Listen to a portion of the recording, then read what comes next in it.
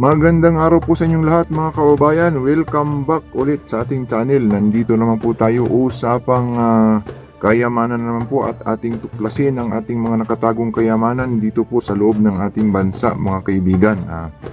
Bago natin umpisahan ang ating topic, nais ko pong pasalamatan ang lahat ng ating taga-subaybay at kung baguhan ka pa lang sa aking channel, huwag mong kalimutang pindutin ang subscribe button sa ibaba at ang notification bell para updated kayo sa ina-upload kong videos.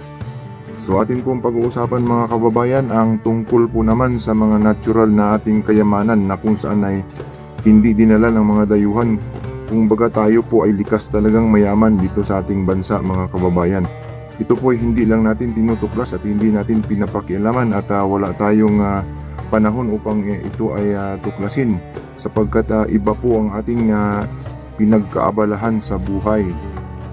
So atin po itong tatalakayan mga kababayan na kung ano-ano po ang mga kayamanan na kung saan ay dapat nating kunin para magbago ang ating pamumuhay sa ating bansa mga kababayan.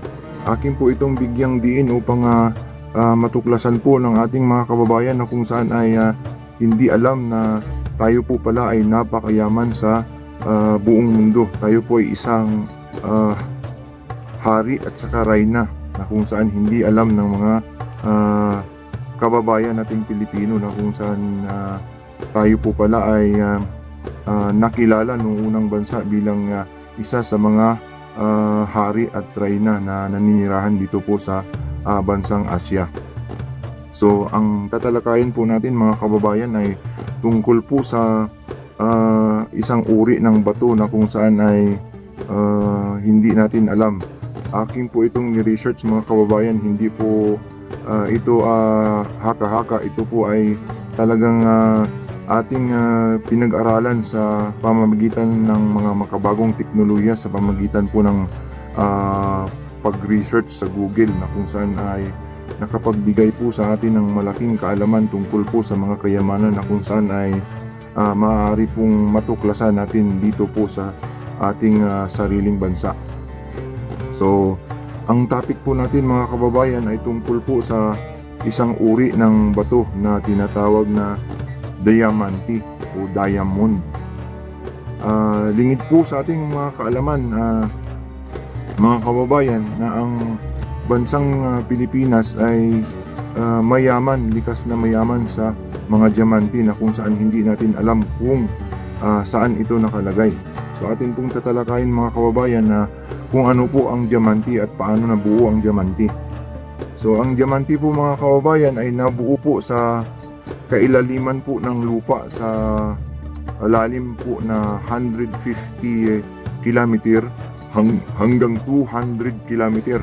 Nabuo po ito doon sa pinakailalim po ng ating mundo at nabuo ito sa pamamagitan po ng init, ng sobrang init na kung saan bumuo ito ng carbon atoms na naging sanhi upang naging kristal na naging porma ng diamante ang mga batong ito. Ang mga batong ito ay sumasama po sa magma at sumasama sa kailaliman ng Ring of Fire na kung saan ay pumupunta po ito sa karamihang mga bulkan sa buong mundo. So hindi po natin alam mga kababayan na ang mga diamante pala ay mga kababayan ay sumasama po sa mga lava na kung saan ay ibinubuga po ng mga bulkan. So tayo po ay mayaman sa bulkan mga kababayan na kung saan ay hindi natin alam na ang mga diamante pala ay ibinubuga ng bulkan na kung saan ay inapak-apakan natin sa ating bansa mga kababayan. So isa po sa nagbahagi ng kaalaman po ay isang scientist na galing ng Australia na kung saan ay nakadiskubre ng isang uri ng bato na ibinubuga ng bulkan na kung saan may lamang diamante. Ito po ay tinatawag na kimberlite rock na kung saan itinalakay ko po sa nauna kong video na may lamang diamante ang mga kimberlite rock. Ang nakadiskubre po niyan mga kababayan ay isang scientist po na nagmula sa Australia na nagbigay alam sa mga tao na kung saan ang kimberlite rock na ibinubuga ng bulkan ay naglalaman nga ng diamante na kung saan ito ay kanilang natuklasan. So yan po ay ating ipapaabot sa ating mga kababayan upang makatuklas ng mga nakatagong kayamanan na kung saan ay hindi alam na may mga kayamanan tayo sa paligid ng bulkan na kung saan hindi natin kinukuha.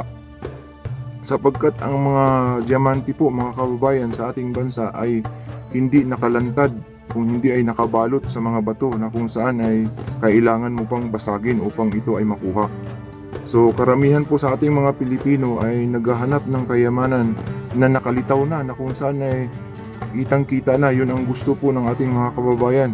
Lingid po sa ating kaalaman ng mga diamante po sa ating bansa ay nakabalot po talaga sa mga bato na kasing tigas ng mga bakal. At inyo itong makikita sa ating bansa sa pamamagitan ng pagpunta sa mga bulkan na kung saan nandoon po sa gilid ng mga bulkan ang mga batong ito. At tayo po ay mayaman sa bulkan, kaya hindi nalalayo sa tinatawag na nandito nga tayo sa lugar ng sobrang yaman. Inyo tayo mga kababayan tungkol po doon sa mga diamante na kung saan ay nakatago nga sa loob po ng mga bato sa ating bansa mga kababayan sa pamagitan po ng pagsabog ng mga bulkan na kung saan ito ay ibinubuga ito kasama ng mga lava.